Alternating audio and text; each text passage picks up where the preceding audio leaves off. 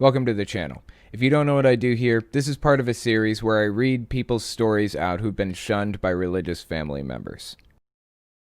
Brother Stacks, I come before you in all due respect. Reflecting on the encounter that took place last year, I wanted to bring something to your attention. During our last conversation, you mentioned a few things. I'd like to say that I've suffered. Last year, as a person that has suffered from documented major depression since I was 15 with little familial support, I was subjected to extreme isolation and depression, July 26, 2016. A person who endured so much during my darkest days, I had no one to talk to because of the arrangements of the organization. This undoubtedly increased my symptoms, the extreme isolation and lack of human contact. As encouraged by the organization, I shut off frequent communication with friends I had prior to baptism in order to appease the guidelines that were set forth by the organization. So from July 2016 to March 2018, I was subjected to extreme isolation and lack of friendship and companionship. I couldn't contact cousins and relatives that supported me prior. So I think about the idea that I just flew off the handle and lost it, when the reality is I was the victim of extreme oppression and harshness. And you'll call that justice. That is not justice.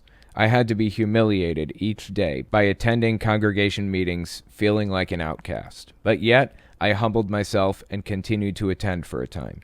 You ought to be ashamed of yourselves. In today's day and age, Brother Stacks, depression and mental illness is trending and on the rise. And to subject someone to extreme isolation and stress is, in my opinion, criminal.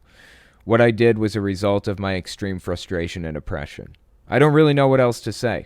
This is a shame that you treat people like this. People who willfully subject themselves and get baptized. People who leave so much behind. People who worked hard to make adjustments, only to be brutalized and harshly judged. It reminds me of a few scriptures. The sheep being skinned and thrown about, like a sheep without a shepherd, and wolves in sheep's clothing. Oppressive wolves entering among the flock and brutalizing the congregation. Who knew those words would have such a modern-day fulfillment? You know, I used to look at disfellowshipped people a certain way, as if they made a mistake.